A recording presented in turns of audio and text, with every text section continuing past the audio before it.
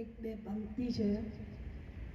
સકલ જગતમાં એ સબમાં ભાગ્ય વિના નર પાવત નાય.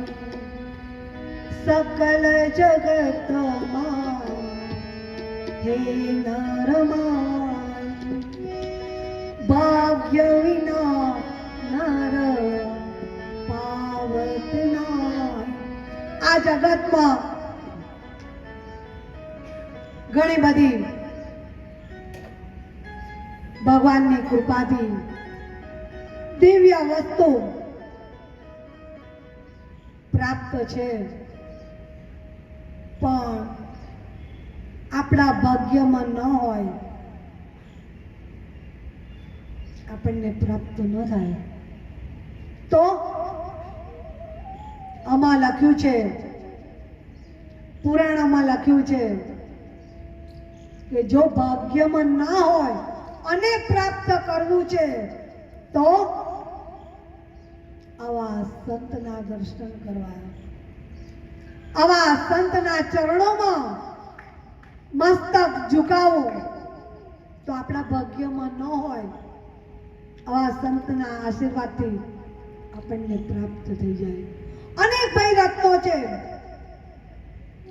પણ બધું માનવને મળતું નથી. તારે આમાં ગ્રંથોમાં ઋષિ મુનિઓ લખી નાખ્યું છે કે જો તમારા ભાગ્યમાં ન હોય અને પ્રાપ્ત કરવું હોય તો આ સંતોના ચરણોમાં જાઓ. 5 કામેન્દ્રિયો, 5 જ્ઞાનેન્દ્રિયો, બધી ઇન્દ્રિયો અંદર અંદર ભેગી થઈ અને ચર્ચા કરે છે. વાણી કહે છે શરીરને કે જો હું ના હોઉં તો તમે કશા કામના નહીં. બીજી બધી ઇન્દ્રિયો વિચાર કરે છે કે વાત તો સાચી કે શરીર છે સુંદર શરીર, પણ જો વાણી જ કામ ના કરતી હોય તો શરીર કશા કામનું નથી રહેતું.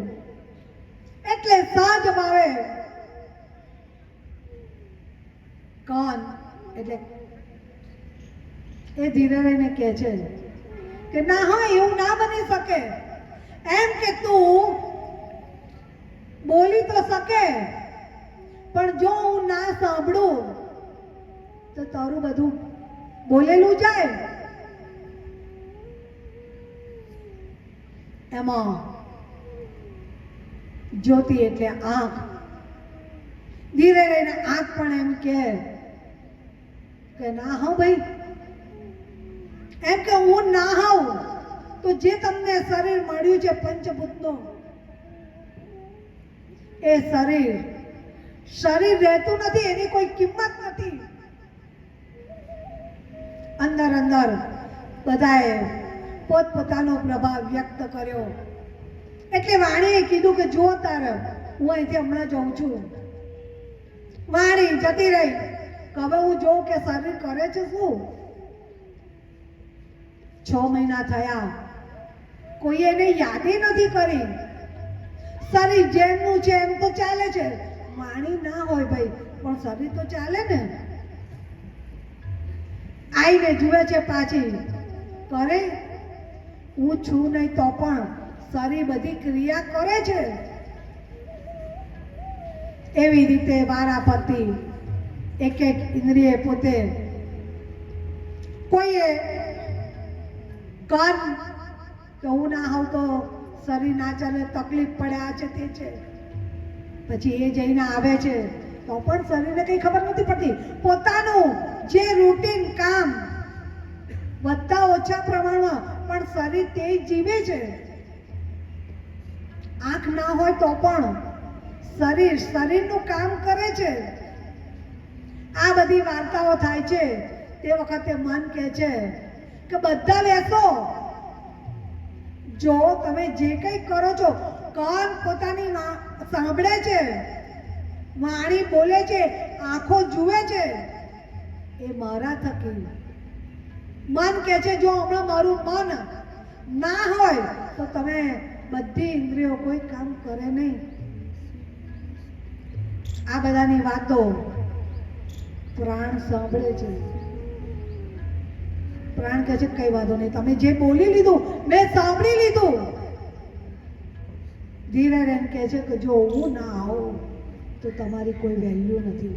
તમારું શરીર શરીર છે નહીં. એટલે પ્રાણે એવું કંઈક કર્યું કે પોતાની જે અંદરની શક્તિ હતી એ લુપ્ત કરી થોડા સમય માટે. પાઠ ભણાવો તો આ બધી ઇન્દ્રિયોને. પેલી કહે છે કે હું હોઉં તો જ આ શરીર ચાલે, પેલી કે હું હોઉં તો જ તમને આ બધું થાય.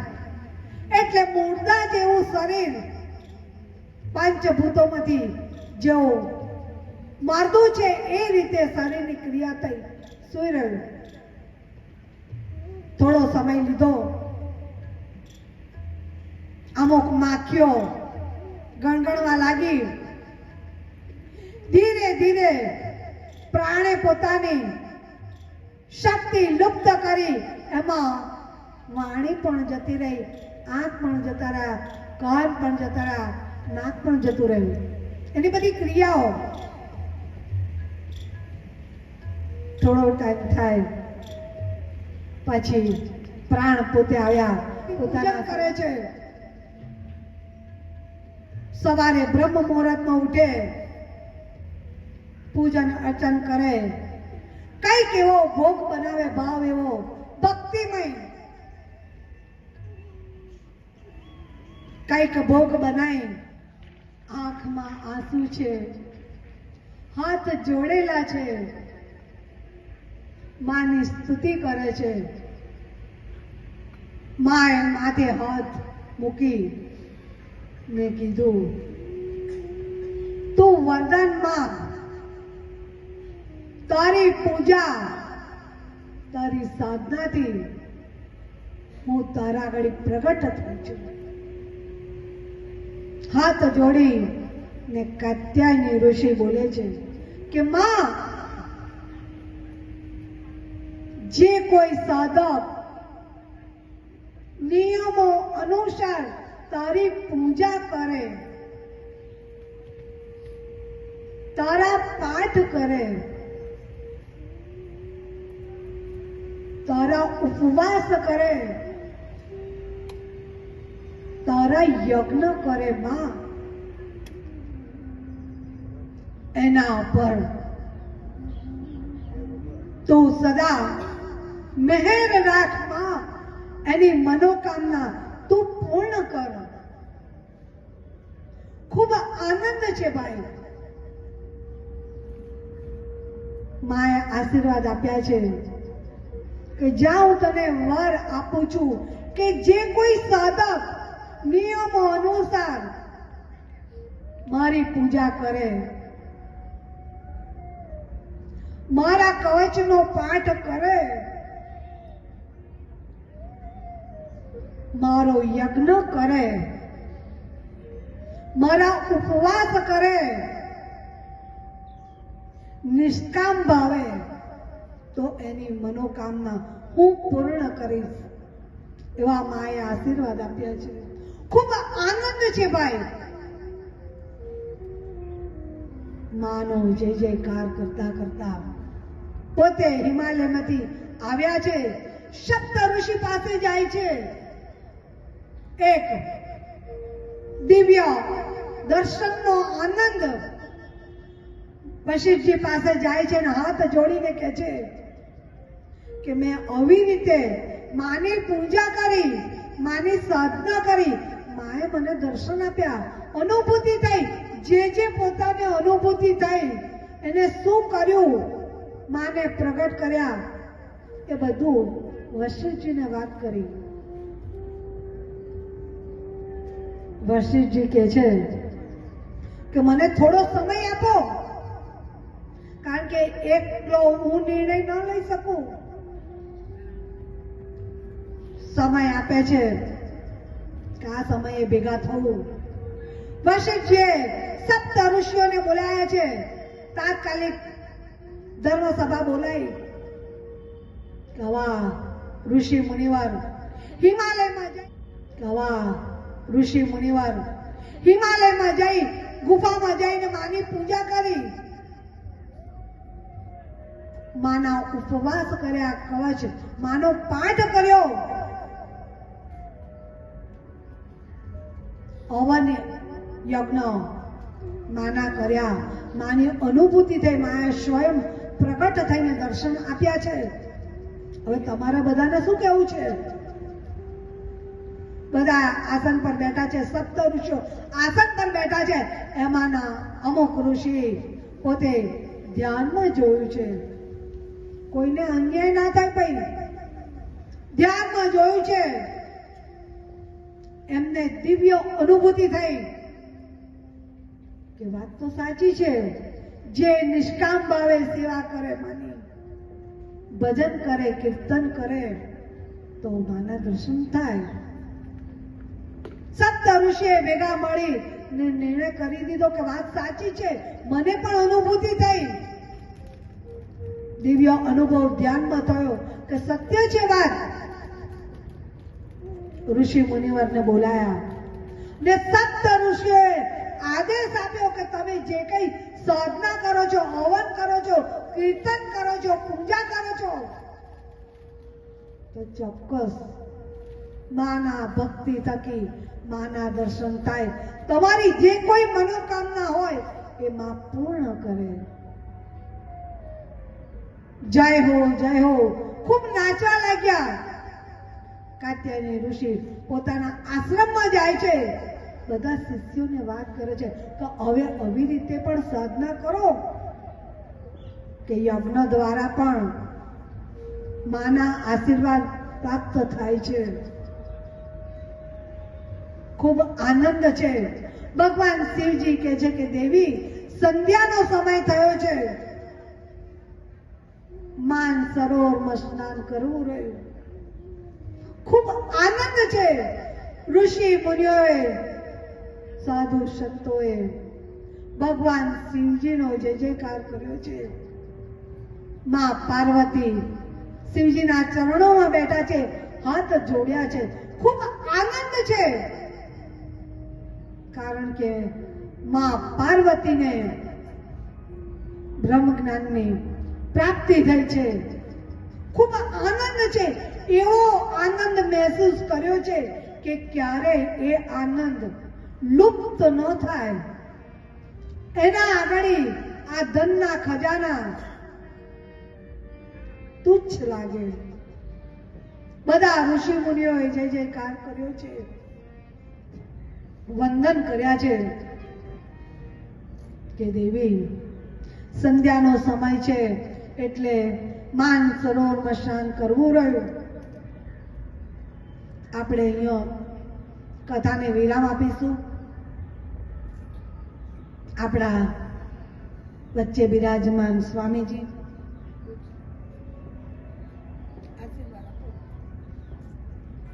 રેવા પુત્ર, કેવું સુંદર હુલામનું નામ કે રેવા પુત્ર આપણી સમક્ષ આપણને આશીર્વાદ આપશે.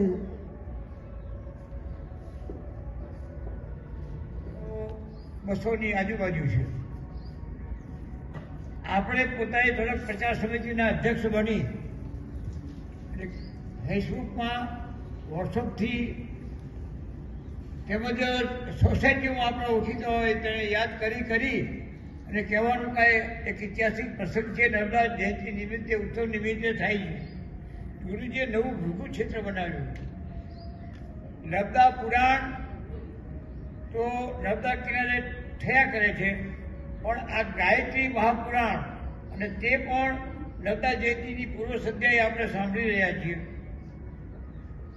કેટલી પવિત્ર ભૂમિ છે, એમાં સંખ્યા ઘણી ઓછી છે. પણ આવતા વર્ષે મને એવું લાગે છે કે કંઈ નવો ચમત્કાર થશે અને ગાયત્રી પુરાણમાં એટલી બધી સંખ્યા હશે, 50% ભૂતના લોકો આવશે. કારણ શું છે, હવે હું પોતે પ્રચાર કરવા લાગી જઈશ.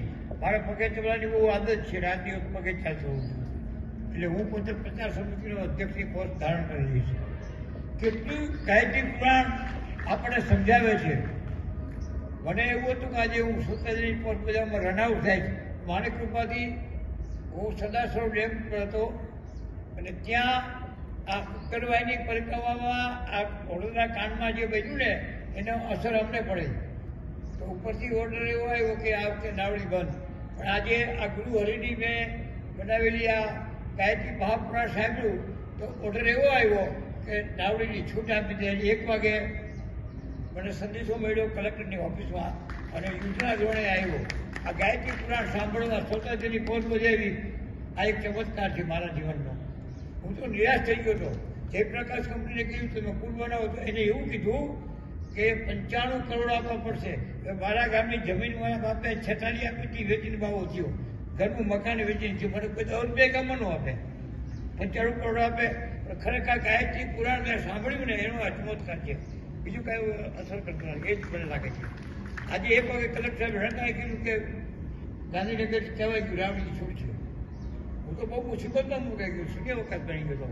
પણ આ ગાયત્રી પુરાણ સાંભળ્યું, શ્રવણ કર્યું, એની મેં પોસ્ટ બજાવી તો આ તો એક ચમત્કાર. 2 દિવસે સાંભળ્યું હતું. 2 દિવસ તો મારી મિટિંગ ચાલી ત્યાં કલેક્ટરની ઓફિસમાં. એટલે આપણે પણ કહું છું ગાયત્રી પુરાણ તમે સાંભળો, શ્રવણ કરો. વિશ્વામિત્રને સમજો. વિશ્વામિત્રે જે પ્રદાન કર્યું છે એ કોઈ સંતોએ પ્રદાન નથી કર્યું. અને આપણા ગુરુજી આની રચના કરી છે. તો આપણે તો દરરોજ સવારે પૂજામાં પણ ગાયત્રી મહાપુરાણ શ્રવણ કરવું જોઈએ, સાંભળવું જોઈએ, વ્રત કરવું જોઈએ. અને એના માટે જાગરણ પણ કરવું પડે તો કરવું જોઈએ. મને વિશ્વાસ છે કે ગાયત્રી મહાપુરાણના શ્રેષ્ઠ વક્તા પૃથ્વીલોકમાં સીતાનગીરજી માતાજી જાહેર થશે એવો મને વિશ્વાસ છે. આજે ગાયત્રી પુરાણ વક્તાઓ કેટલું જોવા મળે છે. રામાયણ તો કાઠિયાવાડમાં કોળીની છોકરીઓ કરે છે. રામાયણ કાઠિયાવાડમાં ગામડે ગામડે. હવે તો હરિજનની છોકરીઓ શિવ મહાપુરાણ કરતી થઈ ગઈ. પણ હજી નર્મદા પુરાણની કોઈ કન્યા નર્મદા પુરાણ પૃથ્વીલોકમાં કરતી નથી. હજી સુધી કોઈ નહીં. અમે 2-3 બ્રાહ્મણો કીધું કે તમારી રીતે અમે સંસ્કૃતિ પેઢી શેરી છે તો એમને તમે જરાક આદેશ આપો. બધી વ્યાસગાદી સંભાળે છે પણ નર્મદા પુરાણની કોઈ મહિલા મેં વક્તા હજી સુધી જોઈ નથી. અમારું તો દર વર્ષે નર્મદા પુરાણ થાય છે. નર્મદા પુરાણ અને વિષ્ણુ મહાદેવના નર્મદાજીના આદેશથી અશ્વસન આદેશથી સદાશિવના વિઘ્નદૂર દર વર્ષે કરું છું. અને આપણા જે અહીંયા બેઠા છે એમાં મને સારી એવી મદદ આપણા નિધિબહુના સસરા કરે છે. નિધિબહુ ભાગ્યશાળી છે. કંઈક એને ગાયત્રી માતાની ઉપના કરી હશે તો એને લાયક સંસ્થાના મળ્યા. પ્રજાપતિ સાહેબ મને ઘણી મદદ કરી છે બધા યજ્ઞમાં અને એની કૃપાથી આ યજ્ઞો બધા થાય છે. હું તમને વિશેષમાં એટલા માટે કહું છું કે તમે ક્યારેક પ્રવાસ નર્મદા પરિક્રમા આપણે જવાના છીએ તો મને મગજમાં એવું સૂઝ્યું કે આપણે દરરોજ આદેશથી સદાશિવના વિઘ્નદૂર દર વર્ષે કરું છું. અને આપણા જે અહીંયા બેઠા છે એમાં મને સારી એવી મદદ આપણા નિધિબહુના સસરા કરે છે. નિધિબહુ ભાગ્યશાળી છે. કંઈક એને ગાયત્રી માતાની ઉપના કરી હશે તો એને લાયક સંસ્થાના મળ્યા. પ્રજાપતિ સાહેબ મને ઘણી મદદ કરી છે બધા યજ્ઞમાં અને એની કૃપાથી આ યજ્ઞો બધા થાય છે. હું તમને વિશેષમાં એટલા માટે કહું છું કે તમે ક્યારેક પ્રવાસ નર્મદા પરિક્રમા આપણે જવાના છીએ તો મને મગજમાં એવું સૂઝ્યું કે આપણે દરરોજ 2-3 કલાક વહેલી સવારે ગાયત્રી મહાપુરાણ શ્રવણ કરશું. અને ભલે જાજી શક્યતા તો મને કોઈ જાતનો વાંધો નથી. હું તો બધાને સાંભળે 200-500 થાય તો આપણે બધી વ્યવસ્થા કરીશું. પણ ગાયત્રી મહાપુરાણ સાંભળવું ખરેખર જીવનમાં ધન્ય લાવો છે. એ કોઈ ચૂકતા નહીં. આપણે અહીંયા મિત્રોની મુસાફરીમાં આવ્યા છીએ, ખરેખર આવ્યા છીએ. પણ આપણે હાથુભાઈને યાદ કરીએ, માસીભાઈને યાદ કરીએ, હારા રાહુ ને પૂરી કરે આપણો જે કોર્સ છે મિત્રોની મુસાફરી પૂરો થાય. આપણે ઘણું બધું કરવાનું છે. ગુરુજી આપણે ઘણું બધું હોમવર્ક ખોટું આપ્યું છે એને આપણે સાચવવાનું છે. ગુરુજીનું નામ આપણે વધારવાનું છે. અને આપણે પણ આપણા સંતાનોને ભાવિ પેઢીને આપણે ગાયત્રી મહાપુરાણ શ્રોતાજનો સદાયકાળ બને એવી તૈયાર કરો, ટ્રેનિંગ આપો. એને પણ આશીર્વાદ આપો કે તને ગાયત્રી માની કૃપા વરસે. અને માતાજી તો આપણી સમક્ષ આપણા માટે સેવા માટે પ્રગટ થયા છે. હું તો ત્યાં સુધી કહું છું કે ગાયત્રી પુરાણ જે સાંભળે ને એને ધારા કાબુ થઈ જાય. મારો પ્રેક્ટિકલ દાખલો છું તો સૂર્ય વગર થઈ ગયો. મેં 2 દિવસ સાંભળ્યું તો આનો ચમત્કાર થયો. તમે તો બધા 9 દિવસ સાંભળવાના, તમે ઘણું બધું પ્રાપ્ત કરવાના.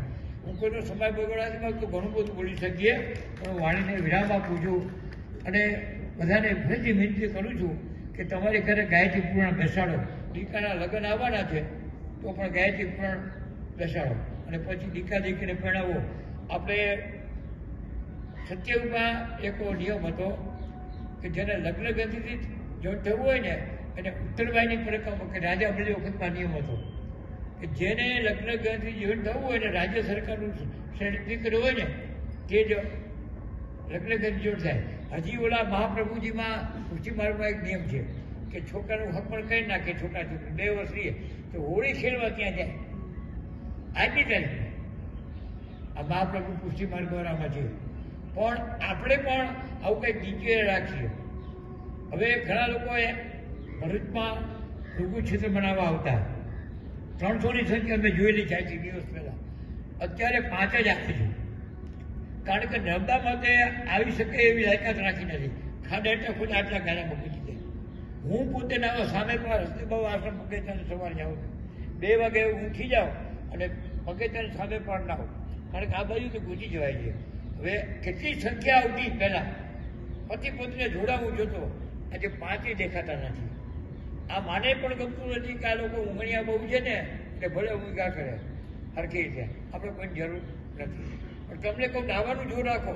લઘુ ક્ષેત્રમાં છો, કાંઈ તમે ઠંડીમાં કાંઈ થાય નહીં, થોડુંક વહેલું ઉઠો. હવે તમે સાસુની પોસ્ટ બજાવો છો એટલે રાષ્ટ્રપતિ કરતાં મોટી કરે. તમે શું કામ દીકરાની એવું બધું કરે, હવારે ચા કે જે દિનચર્યા હોય તે. તમે નાવાનું જોર રાખો. નાવાથી ઘણું બધું પ્રાપ્ત થશે. નર્મદાજીના દર્શન કરવાથી આપણને મોક્ષ મળે એવું ઘણા પુસ્તકોમાં લખ્યું છે. તમે સ્નાન કરો તો એનું વર્ણન તો માં નર્મદાજી કરી શકે. શું ફાયદો થાય? તમે એ પ્રયોગ કરો. સવારે 9 વાગે ઉઠી જાય કેટલા, પણ તમે 2 વાગે ઉઠો ને પગે ચાલી જાઓ. તમારે ઘરે ગાડી હોય, આ તે હોય, છોકરાઓને નહીં ઉઠાડવાના, પણ તમે ચોક્કસ સ્નાન કરવાનું એક નિર્ણય લઈ લેશો તો જે પરિણામ આવશે તમારી ભાવિ પેઢી ક્રાંતિકારી બનશે.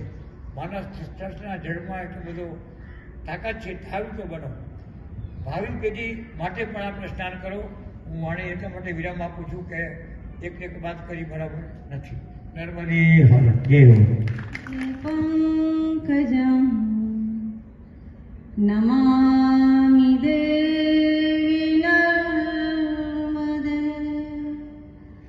તદીયપાદ પંકજં નમામિ દેવી નર્મદે નમામિ દેવી નર્મદે નમામિ દેવી નર્મદે. व्यासपीठ पर विराजमान मां सत्यान के चरणों में वंदन, गुरु के चरणों में वंदन, संतगण के चरणों में वंदन, उपस्थित भक्तों और बहनों के जय माता जी. माँ अपने गायत्री महापुराण में सरस रसपान कराई રહ્યા છે. પુણ્ય કોને કહેશો? પુણ્ય હોય તો બંગલો મળે, ગાડી થાય, વહુ મળે સારી, એને પુણ્ય કહો તમે? પુણ્ય કોને કહેવાય? પુણ્યની વ્યાખ્યા શું? પુણ્ય હોય તો ગાડી, બંગલો બધું મળે, આપણને સંપત્તિ મળે, એને પુણ્ય કહેવાય? પુણ્ય એને ના કહેવાય. પુણ્ય તો એને કહેવાય કે મારી માતાઓ તમે નર્મદા કિનારે ગાયત્રી મહાપુરાણ કથાનું શ્રવણ કરી રહ્યા છો. આ પુણ્ય તમારું પાકી રહ્યું છે, એને પુણ્ય કહેવાય. કે ઘેરથી 1 ડગલું ચાલીને આવો તો 1.25 લાખ યજ્ઞનું પુણ્ય મળે છે. તો તમે તો કેટલા ડગલા ચાલીને મારી માતાઓ અને ભાઈઓ આવ્યા ચાલો ને. 1 દિવસ નહીં, આજે તો કેટલા દિવસ થયા? 5મો દિવસ. પુણ્ય એને કહેવાય. આ પુણ્યનું ભાથું બાંધી રહ્યા છે આપણે ને એ જ જોડે આવવાનું છે. રિટર્ન ટિકિટ બધાની છે. આ શરીર કશું સંઘરતું નથી ને સંગ્રહ તો હોસ્પિટલમાં જવું પડે. આ શરીર કોઈ પણ વસ્તુ દાંતમાં કશું ભરાઈ ગયું તરત દુખાવો થાય કે ના થાય? કર્મ બહુ જેમ મેલજામ થઈ ગયો હોય તો દુખાવો વ્યક્ત કરે. આ શરીર નથી કશું સંઘરતું તો પછી સંઘર્ષ કિસ વાતનો કરવાનો આપણે? હા, વ્યવહારમાં જે થાય તે કરવાનું. એવું નથી કહેતી કે લૂંટાઈ લો ના, જે પણ કરો એ ઈમાનદારી સચ્ચાઈ સાથે કરો તે ભજન બની જાય છે. પછી એક્સ્ટ્રા તમારે માળા કરવાની પૂજા કરવાની જરૂર નથી તમારે. આ તો સવારે પાઠ પૂજા કરો ને એ કરો ને પછી કામે લાગી જાઓ, નોકરી કરવા જઈએ. માતાજી ખોટું તો બોલવું જ પડે કમાવા માટે. એ ખોટી લક્ષ્મી તમને શાંતિ નહીં આપે ના. કોઈ વસ્તુ ખોટી સંગ્રહ કરશો નહીં અને કોઈ વસ્તુ ખોટી લેવી નહીં પણ. કારણ કે છોકરાઓને સ્કૂલમાંથી જ શીખવાડે આપણે બાળપણથી તો કોઈની વસ્તુ અડકવી નહીં ને કોઈ વસ્તુ જોઈએ આપણે તરત પૂછે કે કઈથી લાવ્યો બેટા. કારણ કે બાળપણમાં કરેલું યુવાનીમાં ભોગવવું પડે અને યુવાનીમાં જે કર્મ કરેલા હોય ઘડપણમાં ભોગવવા જ પડતા હોય છે. જેમ મકાન ઘરઘર્યું થઈ જાય ને જર્જર્યું, એવી રીતે આ કાયા પણ જર્જરી થઈ જાય. શું તમે ભગવાનને ભજવાના?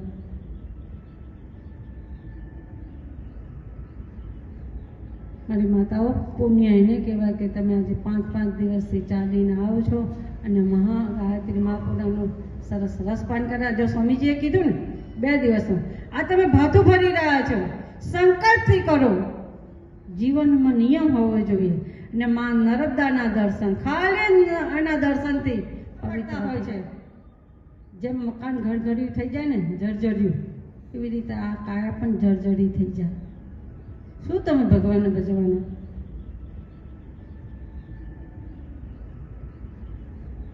મારી માતાઓ પુણ્ય એને કહેવાય કે તમે આજે 5-5 દિવસથી ચાલીને આવો છો અને મહાગાયત્રી મહાપુરાણનું સરસ રસપાન કર્યા. જો સ્વામીજીએ કીધું ને 2 દિવસનું, આ તમે ભાથું ભરી રહ્યા છો.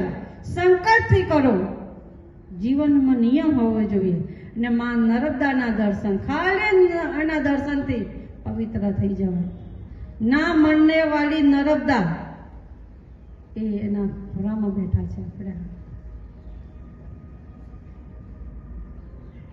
એક માતાજીનો ભગત હતો, હકીકત છે. હા, ફરતા ફરતા એક નાથના મંદિરમાં જતા રહ્યા. પહેલાના જમાના તો મંદિર છે ને તો રાજાઓના હાથમાં હતા. તો નાથના મંદિરમાં જતા રહ્યા ભગત માને દર્શન કર્યા ને તો એમને માની સ્મૃતિ યાદ આવી ગઈ. જય ગાતા હશે તો આચાર્યો ભૂદેવ બધા હતા. એ કહે છે બંધ કરા, તને ખબર નહીં આ અમે કોણ છે?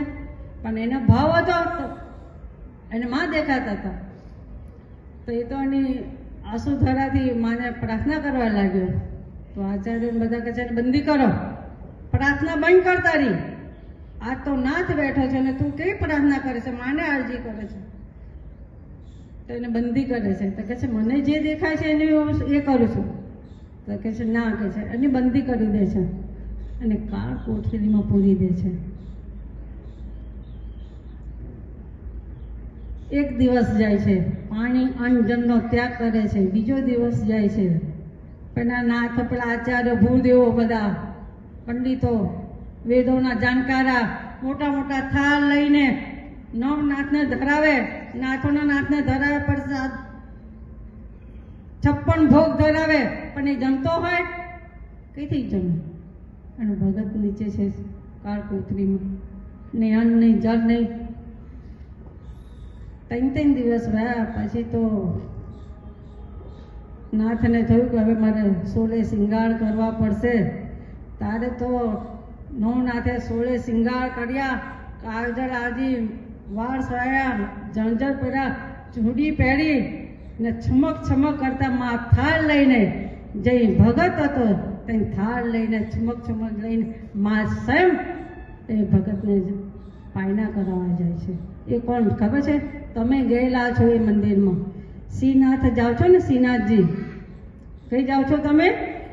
શ્રીનાથજી. માં પોતાના હાથે એ ભગતને ભોજન કરાવે છે. પછી માને કહે છે કે હું તું આવીશું મારી કને, એનું પ્રમાણ શું? તો કહે છે સિંગાર તારો આજ રાખજે. તમે શ્રીનાથજી જશો તો જોજો આપણે 16 શણગારાયા હશે ભગવાનને, નથની બંથની પહેરીને. અને આમ હજ છે શ્રીનાથજીનો. કેવો હજ છે? આમ હજ છે. થાળ લઈને નીકળેલા. તો માને કહે છે કે એ તો તારો આ શિંગાર રાખજે. ને પછી તે કહે છે આગળ સી લગાડી દે. શ્રીનાથજી તે મને અહીં દર્શન આપ્યા છે, એનું પ્રમાણ આપે જે આવતા ભક્તો હોય ને. આ ચમત્કાર નોરતામાં માયના કીધું કે પૂજા અર્ચના કરો શ્રદ્ધા સહિત તો માની ઝાંખી થયા વિના રહે જ નહીં. ને આવા પવિત્ર તીર્થમાં બેઠા છે તો ડબલ ભાવ તો ભરાય ભાઈ. તીર્થમાં તમે ગમે તેટલું એકવાર ભગવાનનું નામ દો ને તો પુણ્ય 100 ગણા જેટલું પુણ્ય મળે તમને. તો વધારે નહીં કહેતા મારી વાણીને વિરામ આપું છું. ઓમ અસ્તુ. मेरे जन्मों के सारे पाप मिट जाएंगे, राम आएंगे. वो मेरे जन्मों के सारे पाप मिट जाएंगे, राम आएंगे. वो मेरी झोपड़ी के बाग आज खुल जाएंगे, राम आएंगे.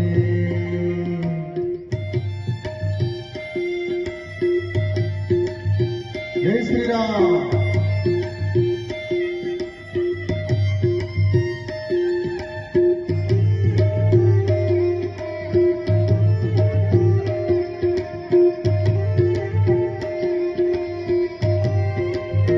वो राम झूलेंगे तो पल ना झुलाएंगे, हे राम झूलेंगे तो पल ना झुलाएंगे.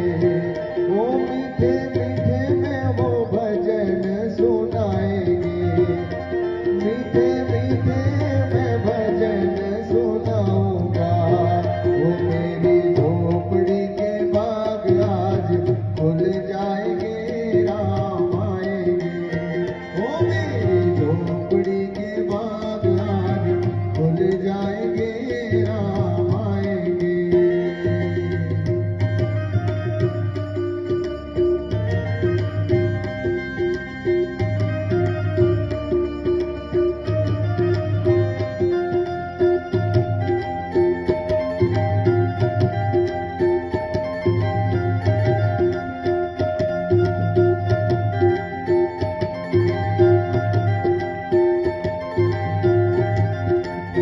हे राम आएंगे तो अंगना सजाएंगे, दीप जला के दिवाली हम बनाएंगे. वो मेरे जन्मों के सारे पाप मिट जाएंगे, राम आएंगे. मेरे जन्मों के सारे पाप मिट जाएंगे, राम आएंगे. ओ मेरी झोपड़ी के बाग आज खुल जाएंगे, राम आएंगे. मेरी झोपड़ी